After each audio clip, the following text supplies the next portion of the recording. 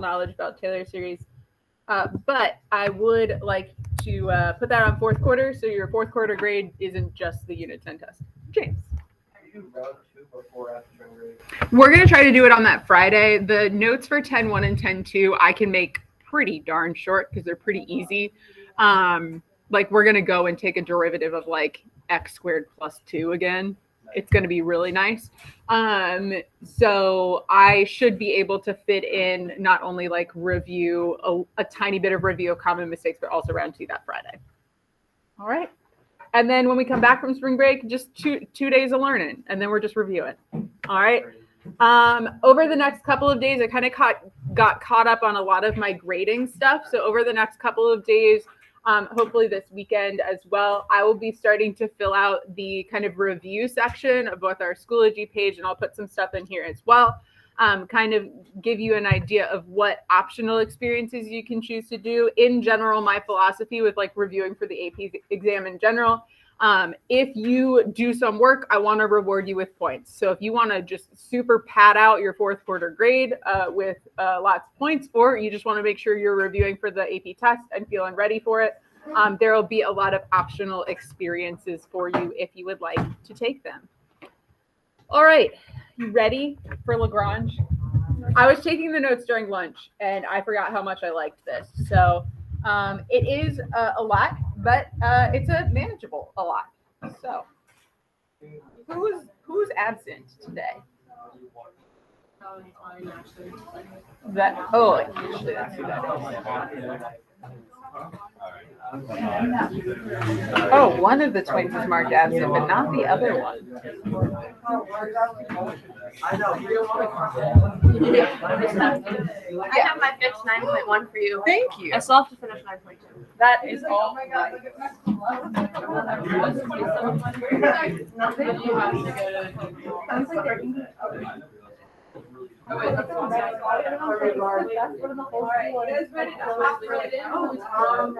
Yeah. Really just go. Everything was based on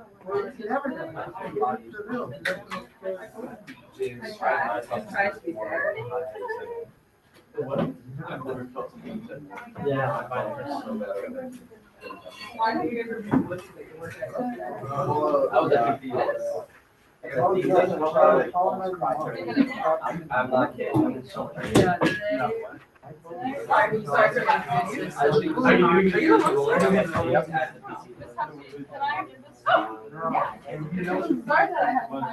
feel like I said this was right, and then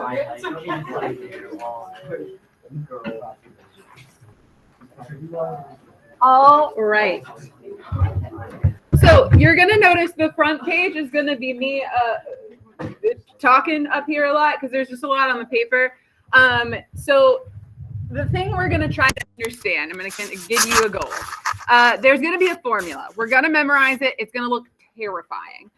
It is very manageable because it looks like one of the Taylor series terms, but our goal today is to understand that. It is manageable. I promise it will make sense at the end, hopefully. Hopefully I don't break my promise. But it is really cool once we understand. So what are we doing today? We are going to go back to the idea of an error bound. So we're almost kind of full circling it back to not only Unit 8, because we're going to talk about alternating series error bound again, but also back to 9.1. So we're going to go from the idea of Taylor series back to Taylor polynomial. So does anyone remember the difference between Taylor series versus Taylor polynomial?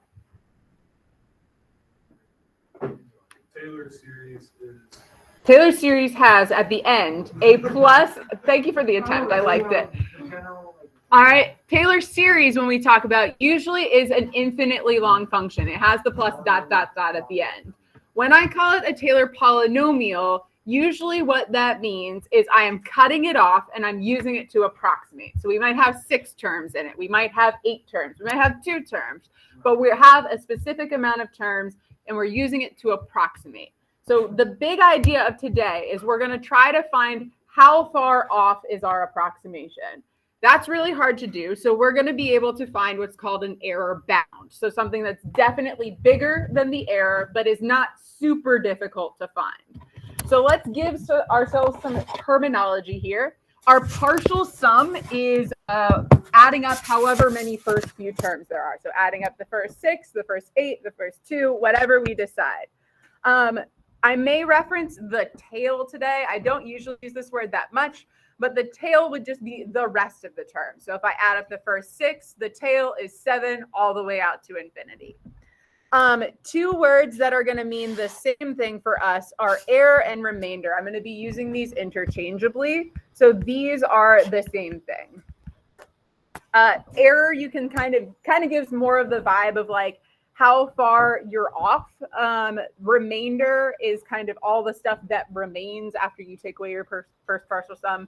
Either way, same thing. So we do have kind of 2 different things going on here. We have the actual error, which we are almost never going to find, and we can't find without a calculator. And we have this idea of an error bound. We're trying to find something that is definitely bigger than our error, so I can know how far off am I at the very most. All right, let's see if anyone remembers. You just took the Unit 8 test. You did it on there. How did we find the error bound when we had an alternating series? Tell your neighbor first.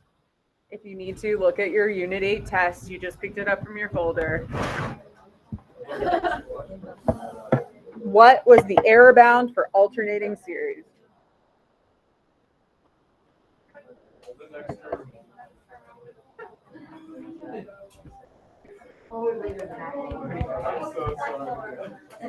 All right, does anyone remember? I know Michael does. Anyone remember? If I add up the first 6 terms, what's the error bound for alternating series? The 7th term. So for this, it's like the next term up.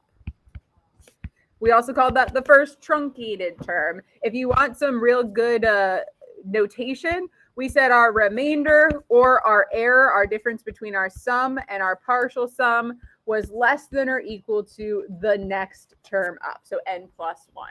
So if I was looking for the remainder of 6 or the error between the sum and the 6th partial sum, I would be looking at the 7th one. Now, what we're going to be doing today is finding an error bound for something that may not be alternating. That turns out to be a bit more confusing. So let's talk to Lagrange. Lagrange. Yeah, one year they did call it LeBron's error. And then they tried to come up with something for Taylor series, but Taylor is kind of a boring name. So Taylor Swift. All right. So again, there's kind of 2 things here. This, we are talking about actual error. So what Lagrange said was like, hey, there is a place, we're usually not going to find it, between our center and where we're making our approximation, where I can plug that number into our kind of next term up. So notice we still have n plus 1s everywhere.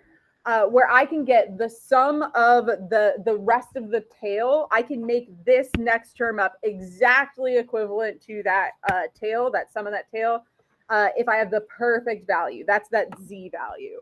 We're never going to do that. We're never going to be able to find z. So we are going to find something that's easy to find and definitely bigger to substitute where that derivative is. So we're going to find an error bound. It's going to be bigger than the error. So we'll know we're within a certain amount.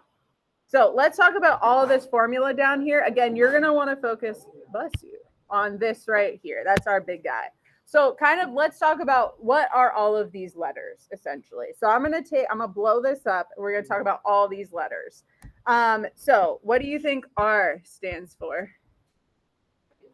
Remainder.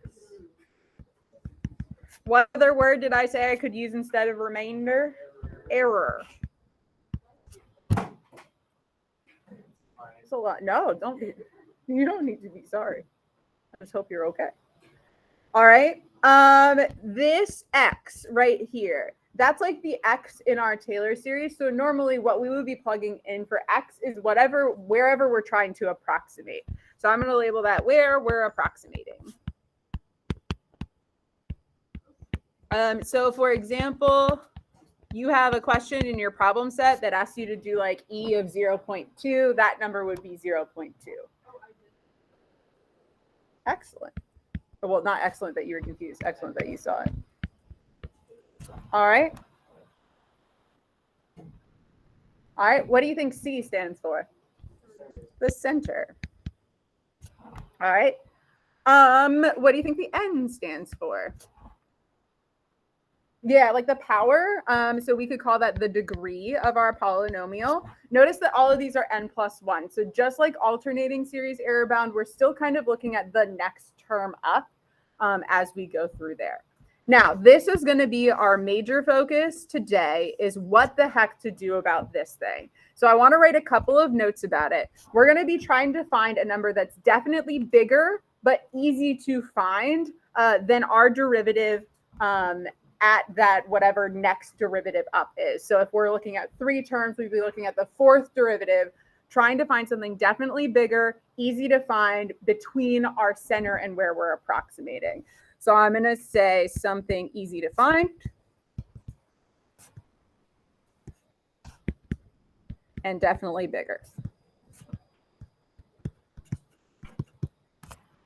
A lot of the time there would be a way to kind of be super accurate. We're not working on being like super duper accurate. We're working on the kind of definitely bigger, easy to find level.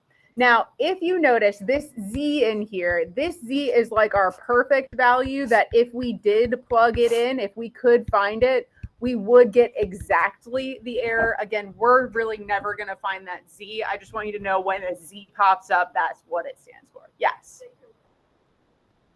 Then the derivative at that place. It'll make sense once we start doing examples. So like we're going to try to find say the 4th derivative. We're going to try to find a number that's definitely bigger than the 4th derivative on the interval that we're looking at.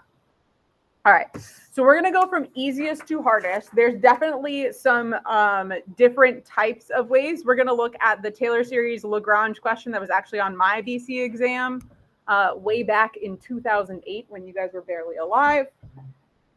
How old were you in 2008? Excellent. Ooh, old. 5-year-old. All right. So let's start by just writing a Taylor polynomial. You guys are pretty good at this right now. We're going to write a 3rd degree Taylor polynomial about x equals 2. When we see the word about, what comes to mind? This is our center. What does 3rd degree tell you? Yep, we're going to go up to x minus our center cubed. And then we're going to use it to approximate f of 2.3. So I'm going to call this P sub 3 for 3rd degree Taylor polynomial. Let's roll. What's the first term? 6. Perfect. What's the next term?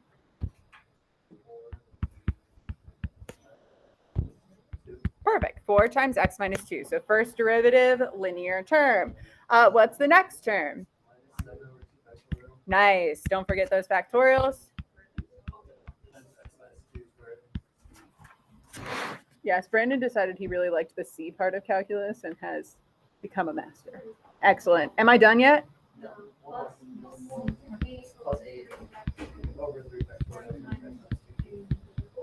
Ooh, everyone's getting competitive now.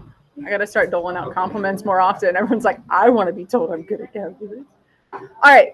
So what we're going to do, you may notice that we're about to use a calculator. So in a second, we're going to get up and use a calculator. What do you think it's going to tell me to do, or what I'm going to do when it says approximate f of 2.3? Plug 2.3 in. So I want you to plug in 2.3 to your polynomial. I want to see if we all get the same answer. I personally would not find the factorial button because I don't know where it is. I would just call 2 factorial 2 and 3 factorial 6 personally. I'll give you a couple seconds. If you need to borrow a calculator, they're back behind Austin and Cora.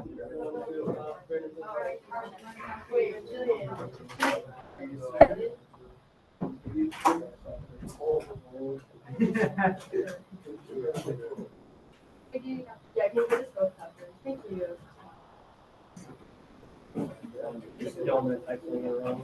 Right. That's the aggressive part of this. Right? I agree. If you wanted to make it easier, instead of like 2.3 minus 2, you could just write 0.3. That might make it easier. Yep, just plug it in the whole thing. I want to see if we all get the same decimal. I got something slightly north of, well, kind of north of 6 and slightly south of 7. Excellent. Didn't want to spoil the exact decimal though. Also not sure if I did it right, so. What? My sister is wearing time. I'm trying to remember all the family numbers. You think I can see that far? I did get like the old person. How you do your parents do that already? To read like this? Get some reading glasses. All right. Let's see it. Let's see if I did it right. Yeah? Hey. All right. So this is our approximation for f of 2.3. I will be using two different types of equal signs today. You notice I'm approximating here, but when I plugged it in, that is exactly equal to what I plugged in with decimals. All right, let's do now our Lagrange. So I'm going to give you some kind of recommendations about how to roll through this. For this first one, I normally wouldn't do this, but this is the first time we're literally doing this formula. So I'm just going to copy down what we had on the first page. If you don't want to do this, that's fine, but I just want a reference point.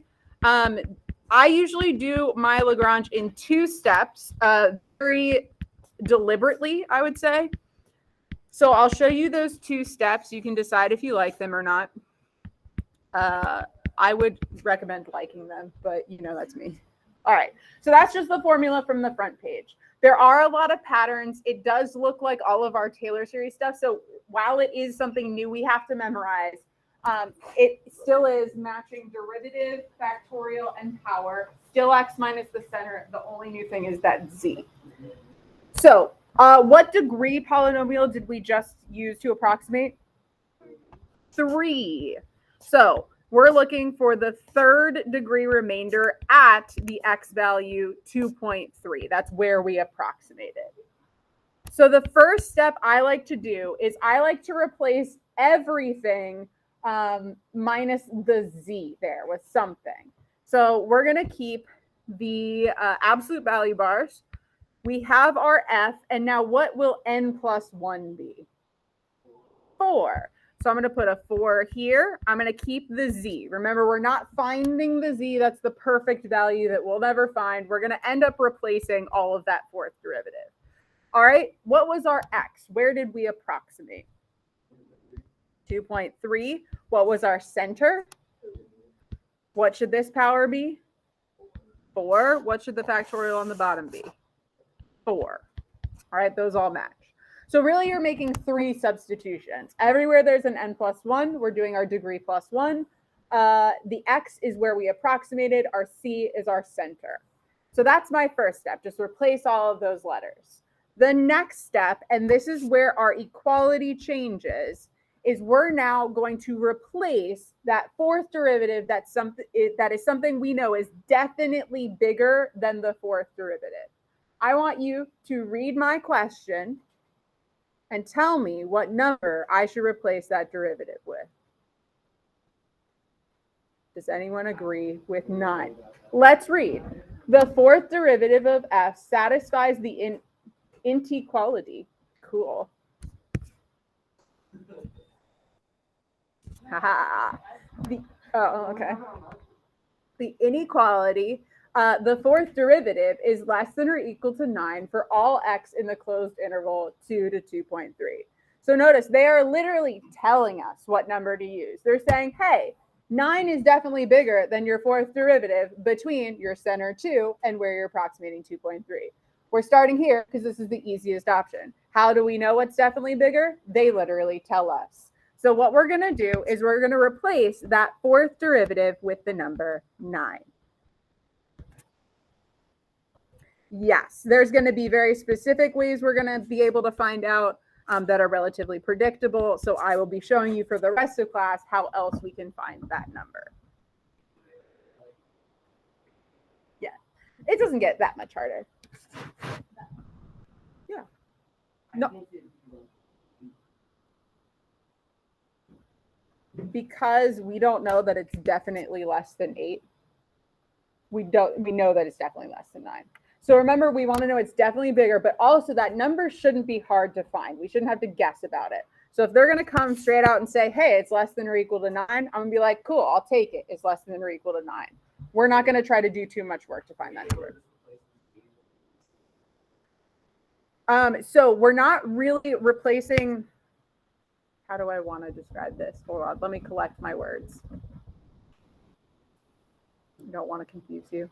So we're not really replacing the z with the x. The z is somewhere in this interval. So I really care that that number is essentially just definitely bigger on this interval. So what I'm doing is I'm replacing this with this because I know it's bigger. I'm using the same words over and over. Is that explanation helping at all? I feel like I just said the same thing back to you. So with the z in it, the z is in this interval. With the z in it, this is exactly the area. So that equality there, this number is probably less than 9. It probably is. That's exactly equal to the area. So this is our actual error. This is our error bound. Uh-oh. So we don't necessarily care exactly how far we're off. We just want to get a number that's definitely bigger. So we're replacing this perfect derivative here with something we definitely know is bigger than it. Yeah, so this is the whole function of the fourth derivative. The z is a number that's plugged in. We just don't know what it is. The 9 we know is definitely bigger than that whole function on that interval. All right, we cool? All right, type into your calculator, get me a decimal to 3 decimal places. I want to know how close we are. 4 factorial is 20. Math num. Or you can just type that in and make it positive. The lazy way. I would have just plugged in 9 times 0.3 to the 4th over 24. All right. Did you get a couple zeros? Yeah. And a 3? I don't care more about that. So I would argue that's not that big. So yay, our error is very small. So how could I use that to help myself out? One thing I could do, which is a little bit cute, we did this on the test, is we could make an interval in which f of 2.3 lies. How could I find either side of that interval? Plus or minus my error. So I could do, what was our partial sum? 6.921 minus 0.003. Or 6.921 plus 0.003. All right. I'm going to subtract and add. Wow, mathematics. Now, I would argue making that approximation with that polynomial, making the polynomial wasn't super duper hard. Plugging that number in, while a little nerve-wracking because we were typing in a lot of things to the calculator, also wasn't terribly hard. That is a very small window in which I am getting f of 2.3. So a little bit of math gets us a lot of accuracy. Let's answer some questions. Could f of 2.3 equal 6.922? Yes, it's in the interval. How about 6.927? No. All right, I would like to show you one more question before we take a break. Sound good? All right, so this was the BC question on my AP test. Let me take you back to the Augs gym. It's 2008. I am 17 years old. I have done 45 multiple choice questions. I've done 5 free responses. And I almost cried on my BC exam. It was great. And you open it up And this wild table is there. Is number 6. This is the last calculus question I ever did in high school. Also, look at this. Yeah, it was this one. Look, because I know what year I graduated high school. They released them. All right. Also, look at these two numbers. Why did they do that? Yeah, College Board. Why? Who knows? All right. So let's kind of read this question. I one because I love tables. 2, it's the only one I've ever seen them use scientific notation, so we're just going to review that a little in case they wild out again. So we got h as a function. We have derivatives of all orders, so we can take as many derivatives as we want. We have values of h and the first 4 derivatives in this table. Now, there is a lot of extraneous information in this table, so we're going to kind of look at what we need and what we don't need. We know that these 4 derivatives and the function h are all increasing. That may be helpful to us, but we can kind of see that in the table. If you kind of read down, the number gets get bigger as you go down for all 4 of those functions. Now, Lagrange is usually nice because usually they're going to come right out and say that they want you to use that. So we're going to use Lagrange error bound to show that our 3rd degree Taylor polynomial about x equals 2 approximates when I plug in 1.9 with an error that's less than this. A lot of words, a lot to think about. Like we did with alternating series error bound, usually this number is relatively close to the number that we're going to get. That kind of gives us an indication. So the first thing I'm going to do is I am going to say, I'm going to kind of switch notation every now and then today. So I could write r sub whatever if I do. Another way to write that is where I'm my actual value. So if I plugged in 1.9 is different from my partial sum at 1.9. That would also be another way to write error. You could also write r sub 3 of 1.9, kind of get the same idea across. But I'm going to switch back and forth just in case you see one of the notations or the other one.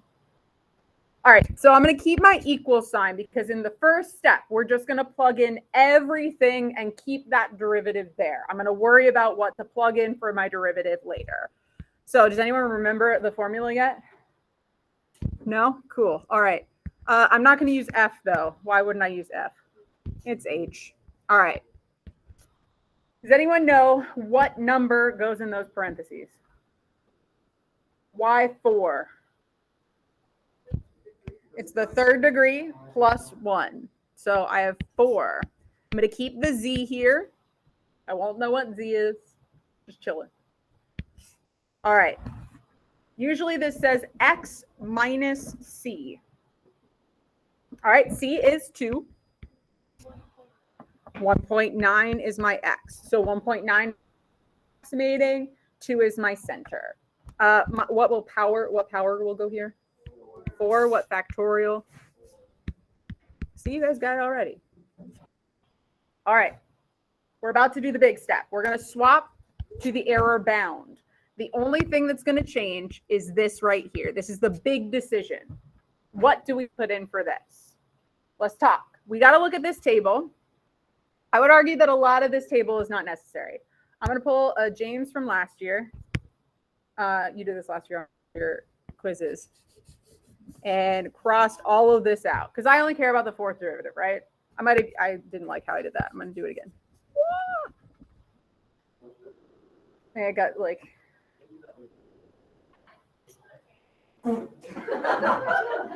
Put each other down. All right. All right. Let's look at. Do you agree? I only need to look at the 4th derivative. No, we keep the door open for entertainment. Really. So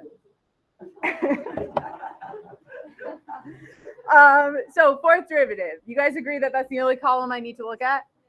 All right, let's remember what we want. We want the maximum value that's easy to find between where I'm approximating and my center.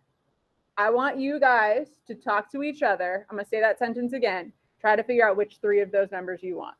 I want the biggest value that is definitely bigger between where I'm approximating and my center.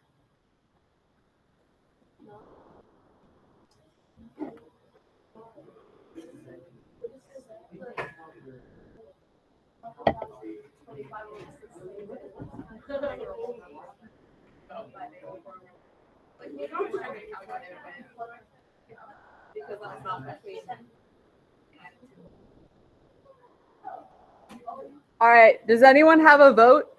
The value at 1, the value at 2, or the value at 3? Who thinks the value at 1, 18?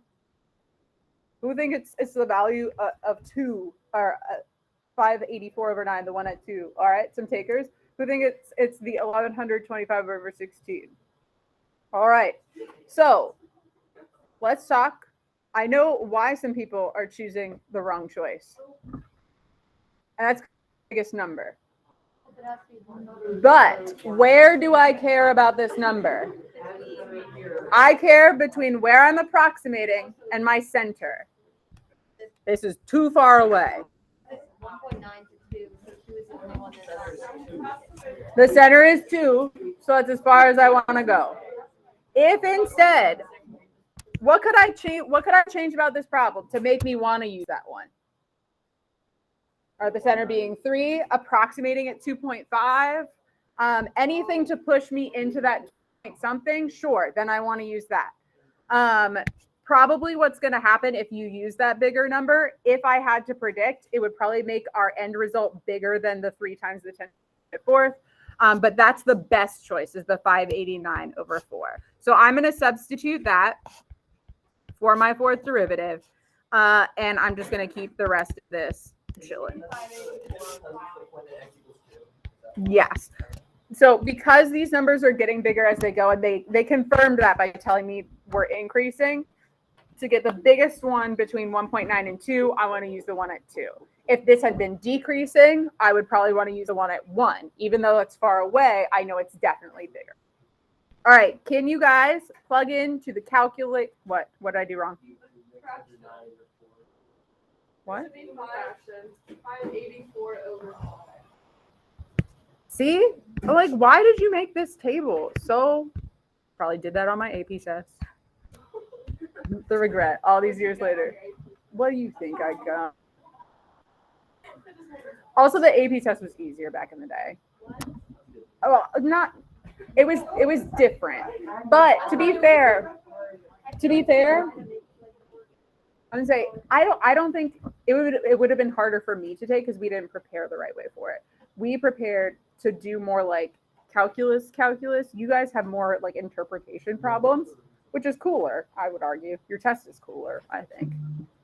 All right, did you guys get a number? Yeah.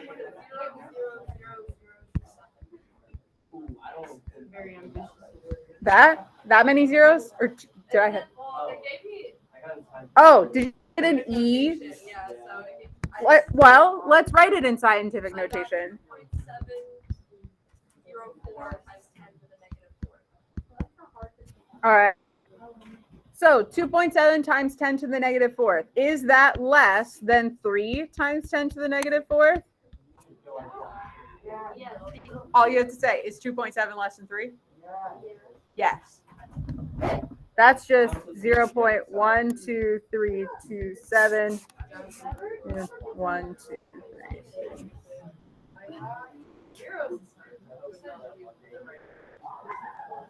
What?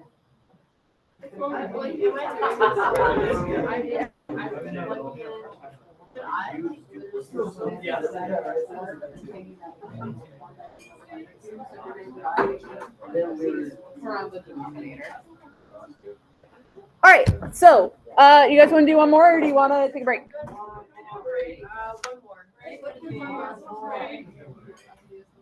What goes on the other? Of what? Oh, this? You could put this again if you wanted to. Yeah, that's fine. Break or go? Oh, you guys are already breaking. All right, 4 minutes. We break. Yeah. Yes. 10 minutes. Good Lord, no.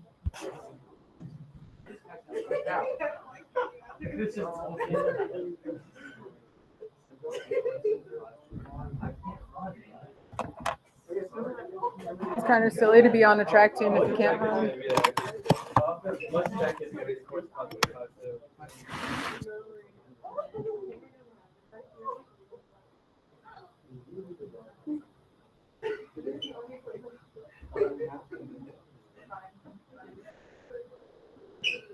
What are you guys doing behind his desk? Okay. Don't touch anything. It's Mr. Wolfgang. They're related.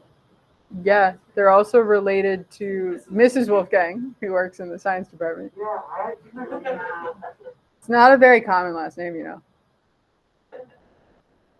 Did you know that I'm related to Coach Hefty of the track team? What? At practice today, we saw you guys together the first time like ever. I've seen you guys each like once a day, but I never see you guys together. We see you separate. Yeah. And then What? Together, like, Yeah. Wow. I know. It used to confuse. Do you remember Ryan Thomas? Was he around when you were here? He was here. Oh, okay.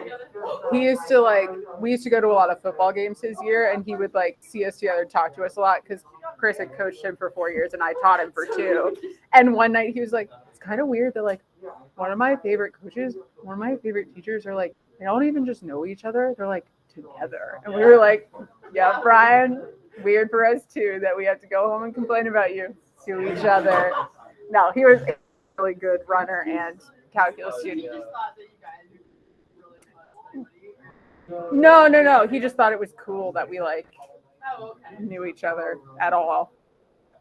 He was a very very thought intense person.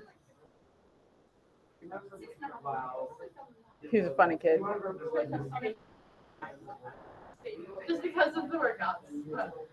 Yeah, he said whatever you guys did yesterday was really hard.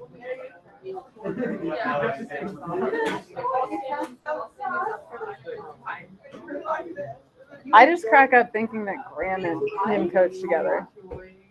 Different vibes.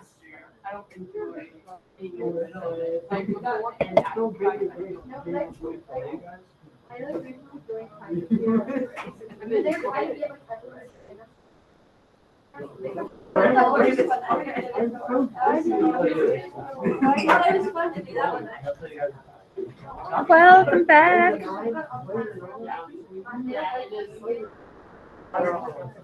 Yeah. That's how we do.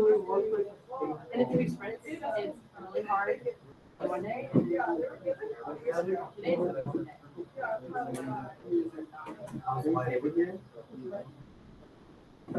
You can drag a desk if you want. Holiday territory. Yeah.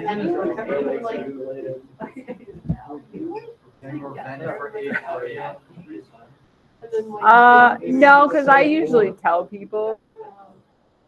Because that was totally gonna be me. If I didn't, if you didn't say anything.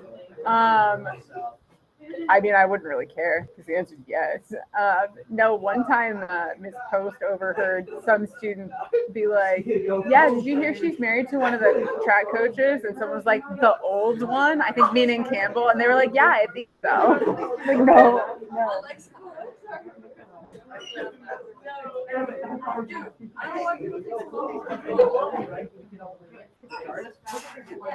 All right.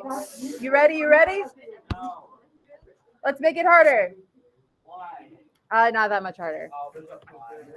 There's a oh no. Doing trig. Wait, that's a number though. It is a number. Yes. So we don't know.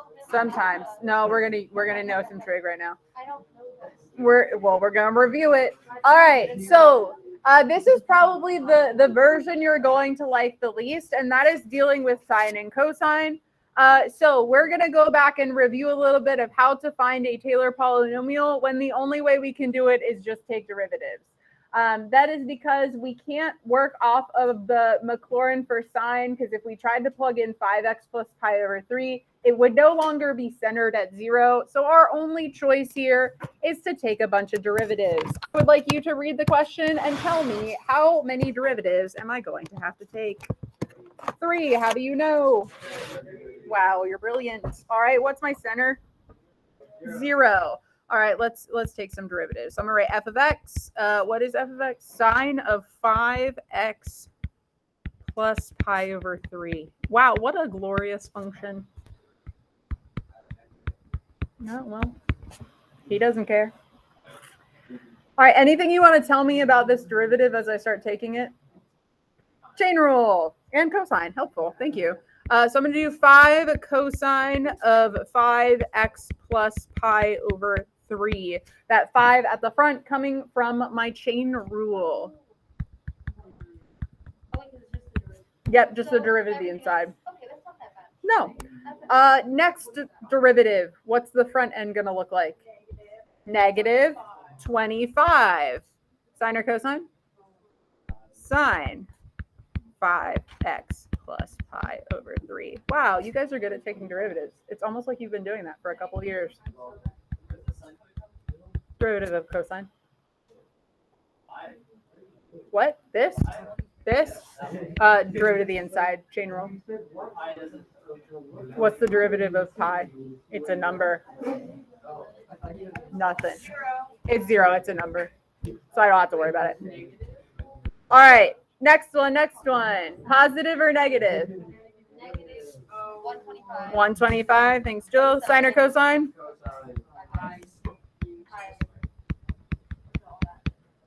Wow. I know, right?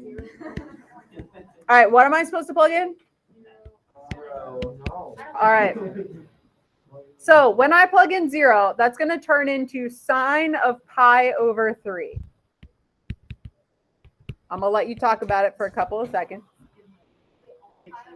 Pull up your unit circle.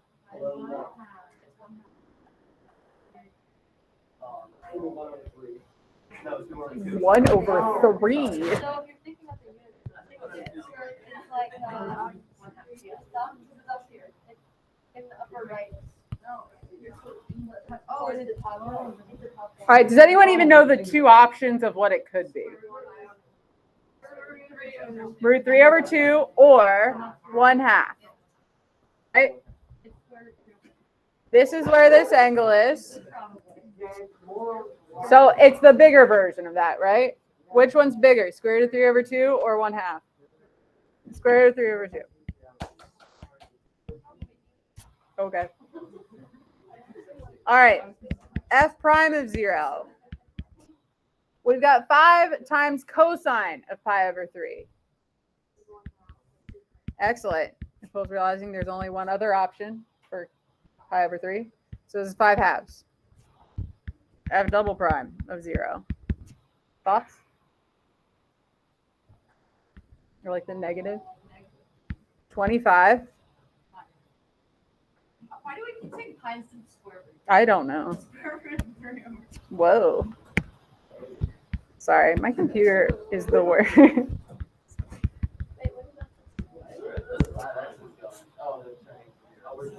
Oh, yeah, sorry. What's the last one?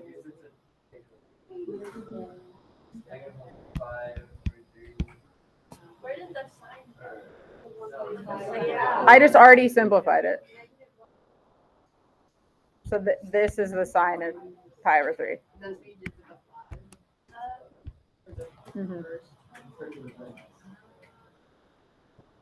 All right. While those derivatives were in a word thrilling, that's not what I was supposed to find. I ran out of room though, so I'm gonna write it up here. What's the first term? Root 3 over 2. What's the next term? 5/2. X, full stop. Don't need X minus anything because my center is 0. What's the next term?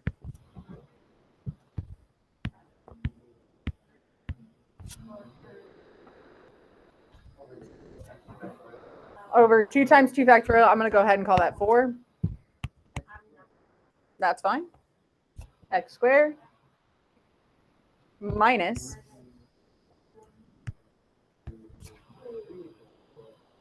125 over 2 times 3 factorial. I'm personally going to call that 12. I feel like it. You tell me, is that it? How do you know? Cool. All right. We are, again, going to use Lagrange error. I'm going to set it up first, and then we're going to talk about the max part. So let's go ahead and I'm going to reflect the notation they're using here, but notice they're saying the function at 1/15th minus the polynomial at 1/15th. That's still our error. So I'm going to just reflect their notation.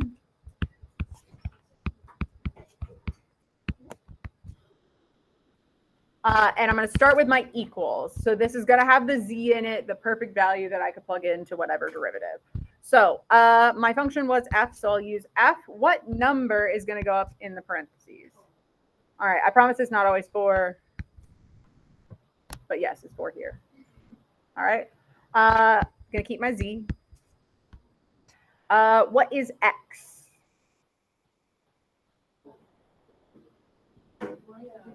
The 1/15, that's where I'm approximating. What is the c? 0, that's my center. What will the power be? 4, still promise it's not always 4. All over 4 factorial. I think it's just that Taylor polynomials get a little annoying after third degree, so that's probably why there's a lot of 4s. All right, now we're flipping to our inequality, which means we're going to replace our fourth derivative with something. So let's do a little investigating. I want to know what the fourth derivative would look like. So I know we took a bunch of derivatives. What would the fourth derivative look like? Would it be positive or negative?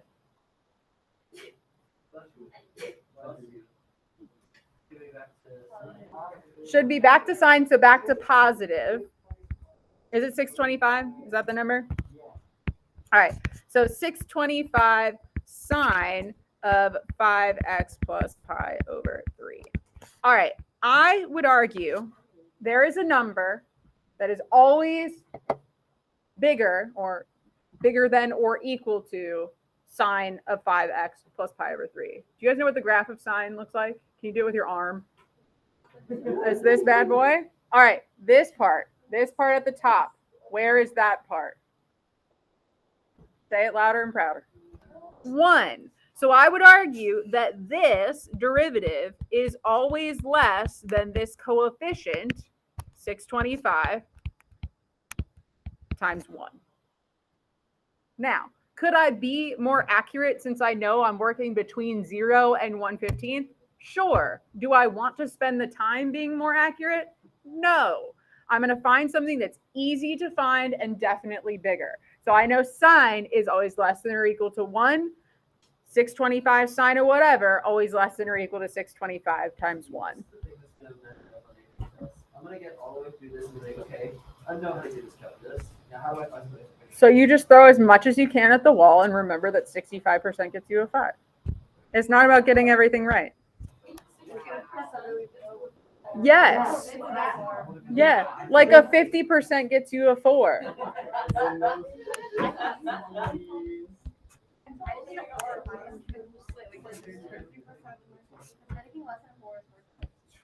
Depends on your college. Some colleges take 3s on this test, which. Sorry.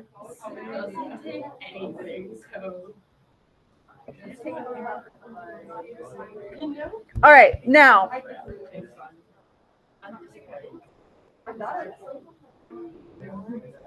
Can you guys find me a fraction?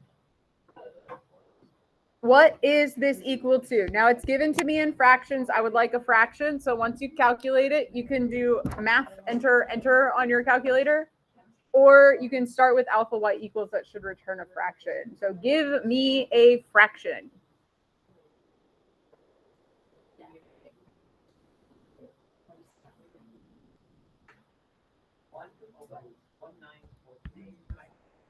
All right, we have a claim. I would like a backup of that claim. All right, cool. Why do I care about that number? What was I supposed to show? That it's smaller than 1 over 1200.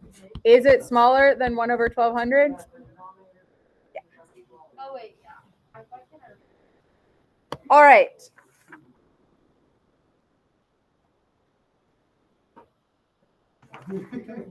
Let's revisit the other error bound that we talked about. Does anyone know the other error bound we talked about? We mentioned it at the beginning of class. The one we did in Unit 8. What type of series was that for? Alternating. Now, would you agree that the alternating series error bound, where we just had to choose the next term up, is easier than this?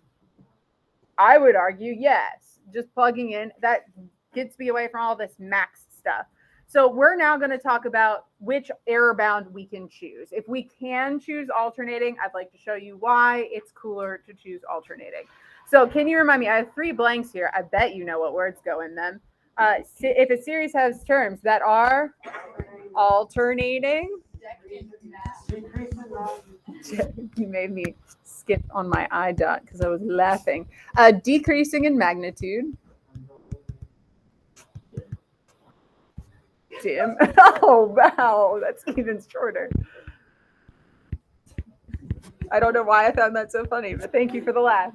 All right. And we could write the limit. I'm just going to have a limit of 0. Then our series converges. We also know that our error is that next term up. I'm actually going to flip to the next page because I don't like this example as much as the next one, and I don't think we need to do 2 of these. So what we're going to do is we're going to look at this one. I believe this is off an AP test, but it's kind of cute. I also love how they give you the information in this question. So let's kind of read it together. We got a Taylor series about x equals 2. What have I already learned? Center is 2. Oh, whoa, you're reading too fast. All right, we have this converges to f of x for all x in the interval of convergence. Sweet. The nth derivative at x equals 2 is given by this formula. I think this is super clever. So how this is going to work is if we want to find the first derivative, we would plug 1 in for the derivative and 1 in for the ends. If we want to find the 4th derivative, we plug in 4 for the ends and so on. That doesn't really work for actually, no, it doesn't. The 0th derivative or our function. So they give us a point as well. All right.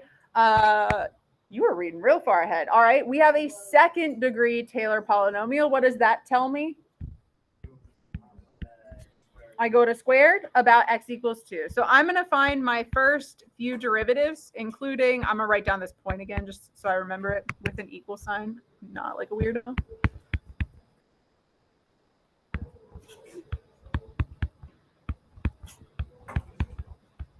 All right. Does anyone know what the first derivative is going to be?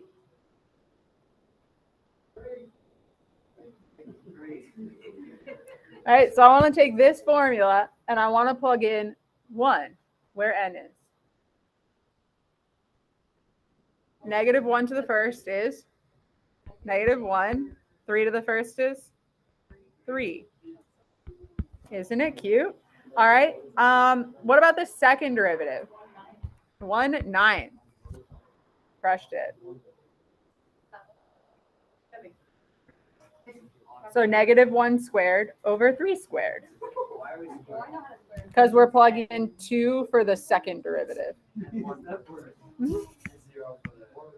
So for the point, we're using this. They explicitly told us that one. All right, let's write our Taylor polynomial. I got enough information. What's the first term? What's the next term?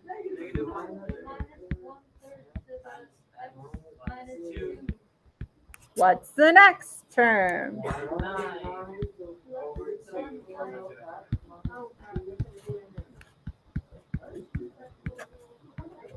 You could alternatively write 1/18. All right. All right, let's look at the bottom part. It says, show that the 2nd degree Taylor polynomial about x equals 2 approximates f of 3 with an error less than 0.01. So one thing I notice about this question, a word that we've been seeing is definitely missing. What word is missing?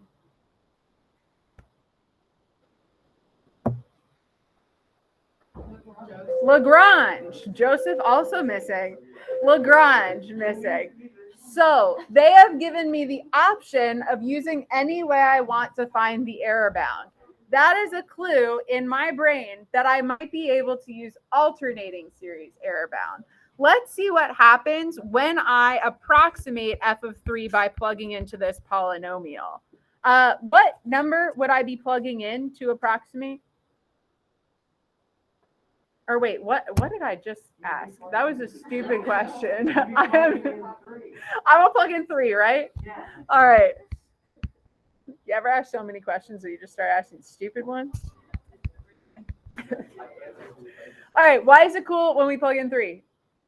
What's 3 minus 2? 1. That's easy. So first term, 1/3. Next term, negative 1/3. Next term, 1/18.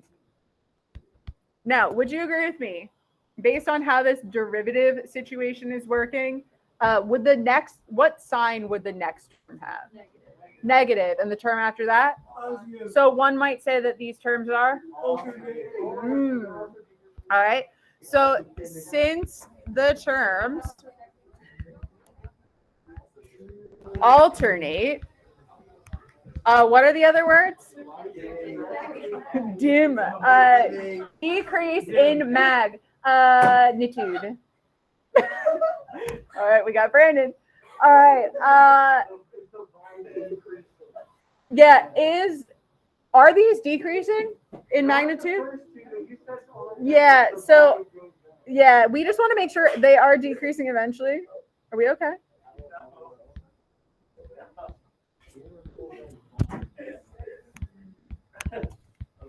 Do you think eventually that those terms will get small enough that their limit would be 0?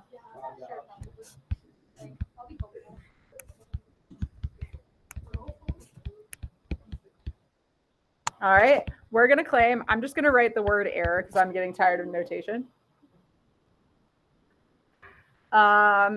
Is going to be less than or equal to the next term up. We don't have to do all that Lagrange mess. We just got to find out what the next term up is. So how are we going to do that? Yeah, let's plug in the next number. Where did we stop? We stopped at 2. So let's plug in negative 1/27. Problem. That's not how we got 18. That's not like 1/9. What else has to go in that term? Times 3 factorial in that denominator. Ooh, number talk. Try to do that without your calculator. 27 times 3 factorial.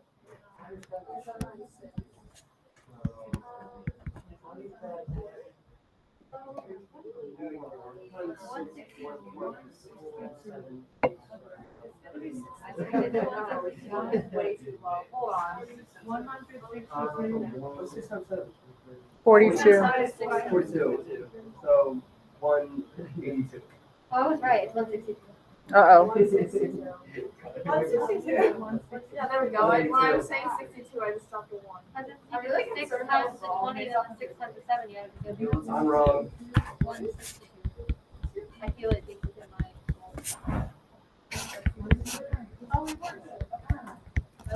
All right. Distribution. It works. I was doing like the box in my head. Well, the Not box. the box. Like, I was doing like. Oh, like that, or times 6. Hate that. All right.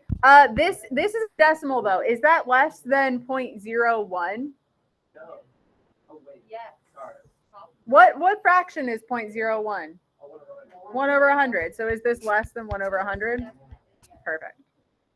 If you wanted to be super formal, so I do want to see that you're comparing to the number in the question.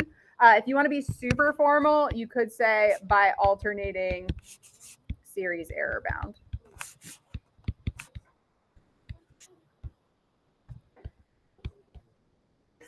So, moral of the story, I would argue that's a lot easier than Lagrange. So, if you notice your series is alternating, go for it. All right, I'm going to show you one last question, and then we will be done with Taylor's series. This is, I think, the most fun and festive one. Very similar to table. Let's work with a graph. All right, I would like you guys, I'm going to give you a couple of minutes. I would like you guys to do part A and part B. I'm going to give you 5 minutes.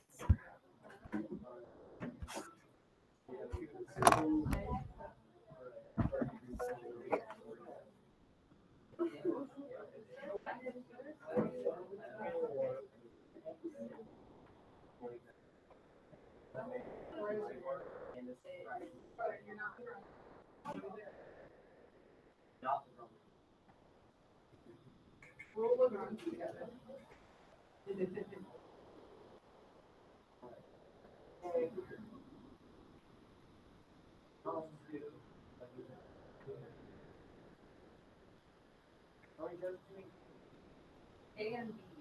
So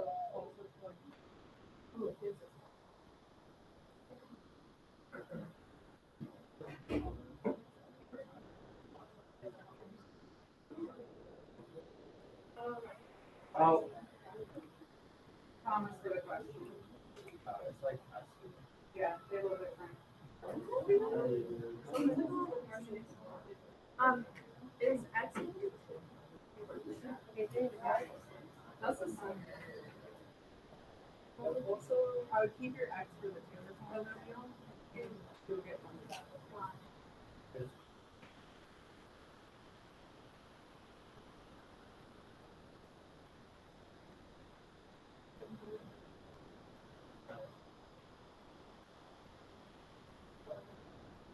no, it's not.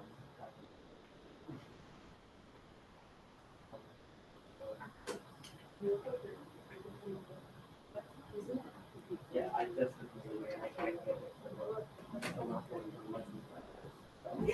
You connected off. I don't know if I don't think so. so. Yeah. You pull over, which is uncommon. Yo, just calm down, everybody. It only happened once.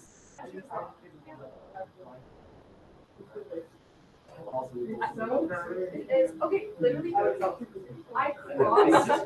crossed a solid white line in front of an undercover cop in the field. You're allowed to. You're not supposed to. It's legal. Not according to solid yellow. I thought it was double yellow, not red. Well, if it's dashed on one side, you can pass it. Yeah, but if it's a double yellow, so I was like, I just merged over to the rail. You got 40. And I didn't pass where there was. I always merge over the solid. How the hell did you never? It's a common thing. Literally, I feel like. Yes, I I don't watch that. Lately, It's you. 5 minutes. Let me go full. Extra, so we're going to.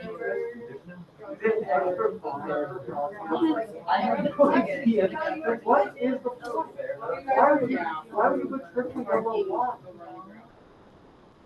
It's a hard game. Why did you put all lines in this one? Hey, I'm 15.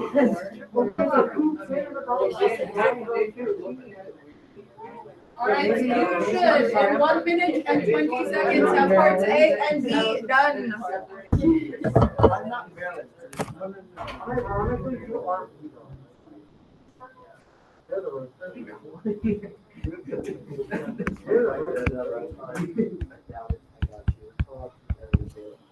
It looks like this. This is actually you guys. Have you never seen the Chihuahua before? That's what the Chihuahua. But why is that big? That's what the Chihuahua. Who cares? Why was You've never seen that? Why was 15? I knew it was just enough.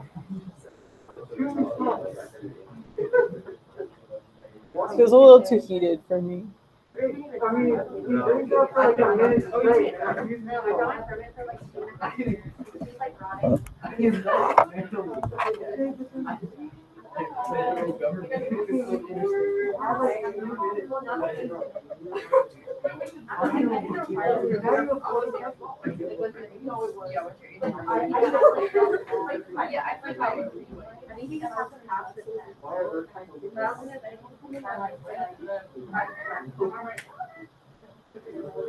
The one like going in.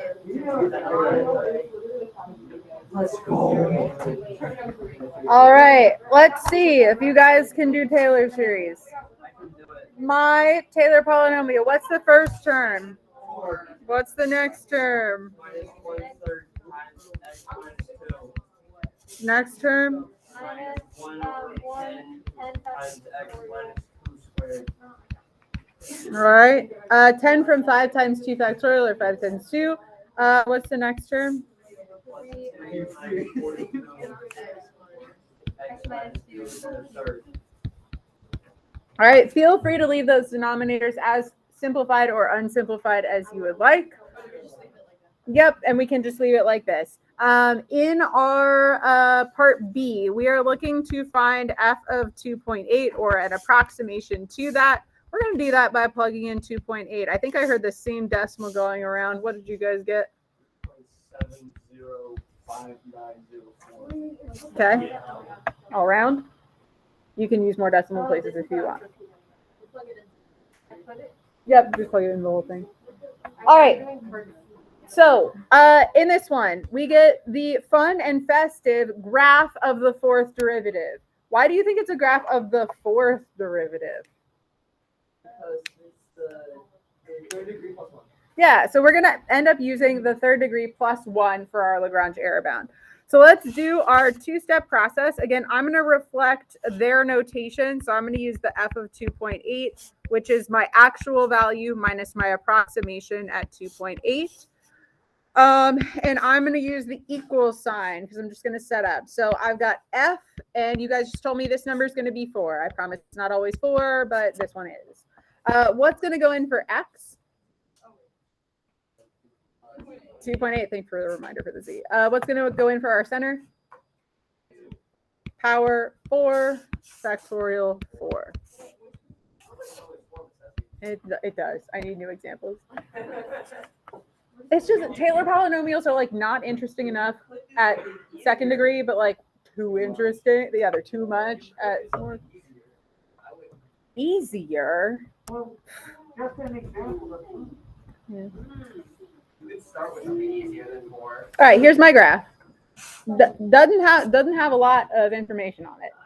All right, does it have the information I need though? I centered at 2 and I approximated at 2.8. So do I really need more information here? Not really. What is a number? So if this is a graph of my fourth derivative, what's a number that's definitely bigger? What? Definitely bigger. Remember, this is a fourth derivative, so the y values are my fourth derivative. What's a number that's definitely bigger and easy to find? 7. So I'm going to use 7 in place of this. Now, could I get more accurate? I would argue in this question, probably no, because there's not a whole lot on this graph. Let's say I had a different function, though. Let's say I had an increasing function. What is an increasing function that you know of? That's weird. Oh, like e to the x is increasing, right? So if you knew the interval and you had a graph, you could plug in which side you knew gave you the bigger one. That might be a hint for your problem set. Yeah. Why does the z why is it there? So what Lagrange actually said is there is a perfect value z that you can plug in where this actually equals the error. It's near impossible for us with our mathematical skill to find that value. But his theorem says, hey, I can find this perfect value to plug into the derivative where this would be equal to the infinitely many terms on the end of this series.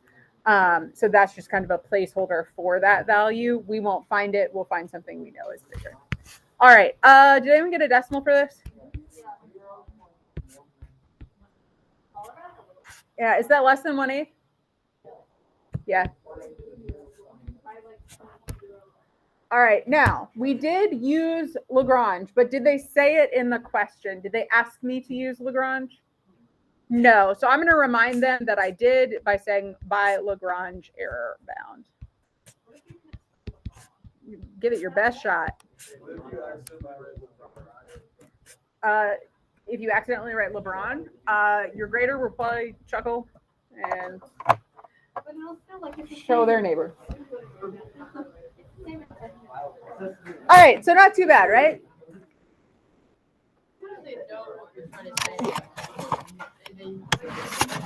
Yeah, they try to give you points. All right, so as we kind of finish up today, we have about 15 minutes of class left. I would like you to attempt, there's 2 questions that have to do with error bound on your problem set.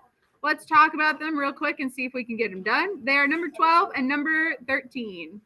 Nope, I lied. They are 13 and 14.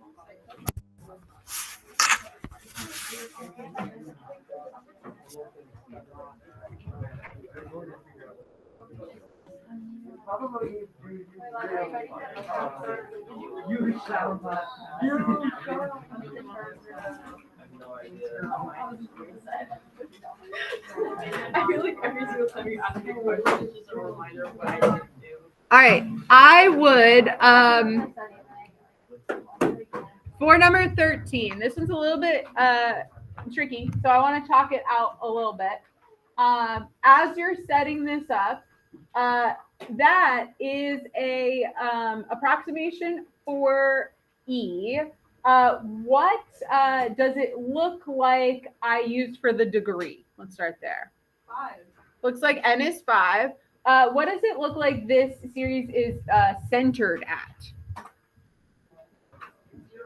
0. That's the Maclaurin for e to the x. What does it look? So C0, excuse me. What does it look like I approximated? What does it look like I plugged in? Like our x value. 1. Now, what does the graph of e to the x look like? Can anyone graph it with their arms? That's more natural log. So like this guy, I would argue he's increasing.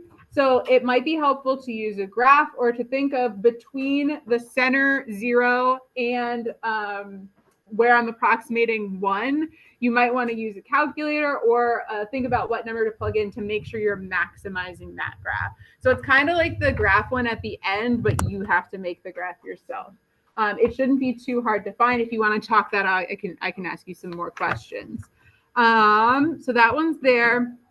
And then this one, tell me something you know about the Maclaurin polynomial for cosine.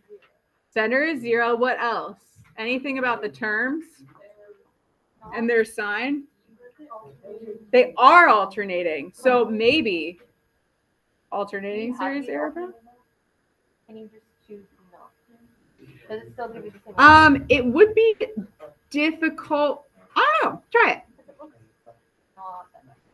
It was meant for alternating. It's a little bit weird with cosine and Lagrange. You could try it. I'll try it in a second. All right, so that's your goal before the end of class. Try it 13 and 14. If you have extra time, try to do some other questions. The questions we did on the notes so straightforward, and then the other problems that we don't kill. You're not supposed to say that. Honestly, I second that. I understood this. We'll try it for a second, and maybe we can do it together. I don't know. Good Lord, I didn't want to be that aggressive. I just talked through like half of the problem. Hey, I'm gonna check back in 7 minutes. No wonder.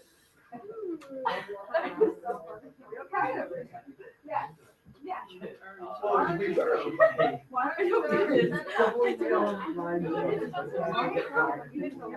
thought it was fine.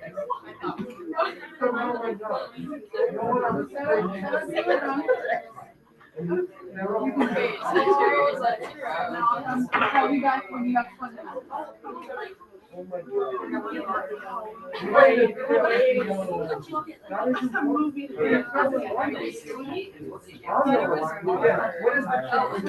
don't know. Yeah. Is the entirety of our location? Yeah. Yeah. The equivalent, so we don't have to do like A and B from last one. Right.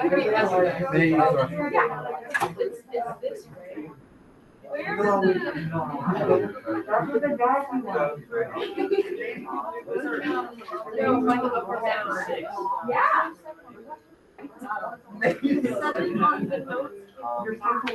Yeah, so like, how are you saying, wait, these are all like, so here we're given some, like, I got my. Okay, so remember, usually you want to look at a very small window of stuff, right? You want to look at the see where we approximated things.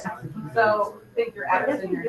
So where you have your center and zero, what did we plug in? One. So if you're looking at this graph, you think the value at X equals 0 or the value at X equals 1 or somewhere in between. Yeah, so what I would do is I would take X equals 1 and plug it in. And that would be the value. We got that so far, right? Perfect. All right. So you know your I'm going to start with the. So I usually want to look at something very small. I want to look between where I approximated and my center. So where those two numbers, 1 and 0. That's not. Which one do you think? Oh, it's in 5. One. Yeah. So one. So you click one. Yeah.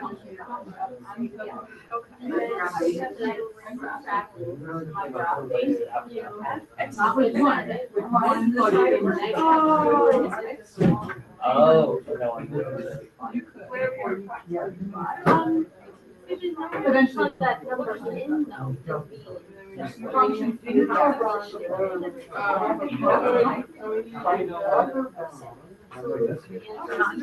what number? Yeah. E equals 2.718 because That's like an upper bound. all the numbers are bigger. Oh, no. But they keep getting mixed up and they only care about the smaller. They're about center. I think we should use error in And then 1. So I would argue you want the biggest the F of 1 minus yeah. No, they don't have that one. This is the alternate. Not the next one. is that what you got? This one is just the one. Oh, I have one.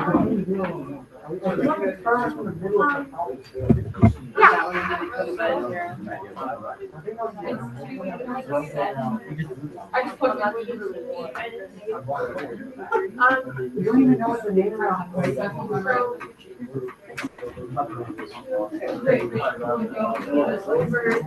I just put in 5 sacrifices. That's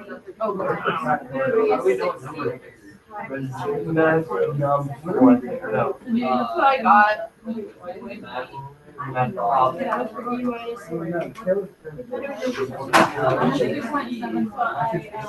Because that's the other one. Yeah, you have one put in for you. I get 0. It looked like you were gonna say you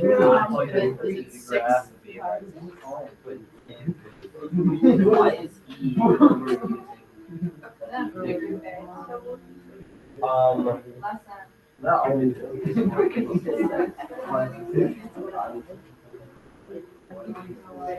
Because it's so like the graph, the graph E is this way. And the graph E sort of like that. And where we're going from the center to the number we use, so it's 0. Well, this is the first one. And we just times 1. N plus 1 has 0. 1 minus 0. Upside down. So what's E on 6. Oh, yeah. Ooh, minus that. So what number is it? I'm just staring at it because I'm in the middle of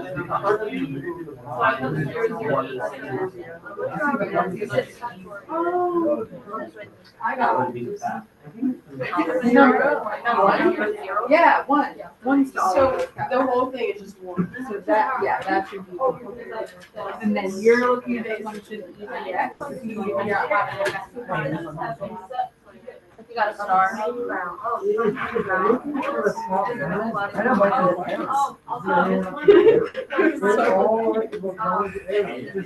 round up the decimal.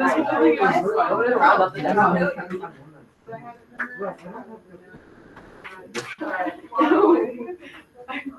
So then, so X is one. There we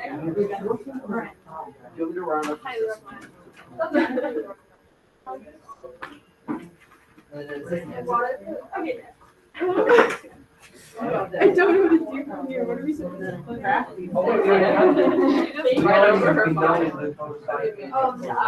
I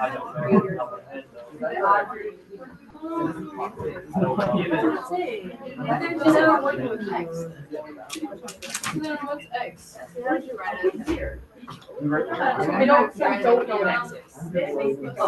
is. I just wrote error. Yeah. You're a little confused. So it's still X. So that would be our one. How are you trying to The error. Why is the timer moving? We have to replace this guy with something. So we have to back. Another 5 minutes. So you're at this. And then This guy in there. And then, right, so we have to find something that was definitely bigger than our 6. Yeah. So you're working with the function e to the x. So I think you know it. No.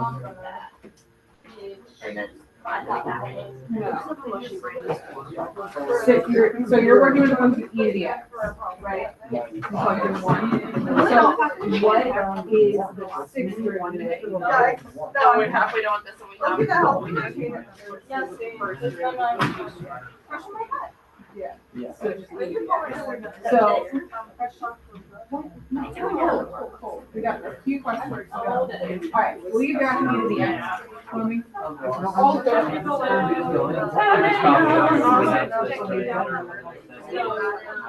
I think you should plug in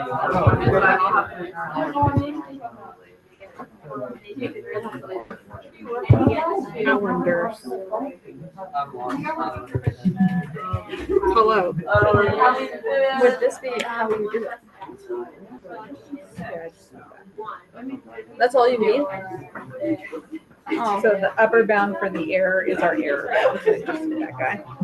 That's helpful. Darn. Darn. Sorry. I always correct people. My bad. All right. Hello, my lovely fellows. May I speak to you before we leave? All right, I'll take it.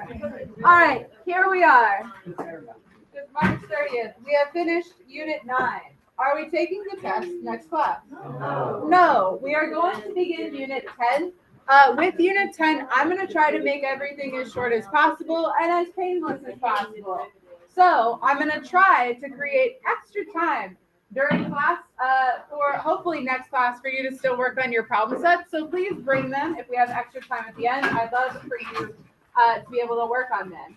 What's happening, not next class, but the class after that? Test, round 1, that is April 5th. If you are going to be absent April 5th, I would highly recommend making sure you get that round 1 in before spring break. Your round 2 will review any common mistakes on the 7th. And then go straight into round 2. We'll also do some vectors that day. There is a review posted online already for the Unit 9 test. I'll try to remember to bring printed copies next time, but the review and the key are already up. Any questions, concerns, comments before we leave? All the concerns? All right, Lagrange, wasn't that bad, right? Not horrific? Okay, I'll bring a different question next time. We can practice again. Hold.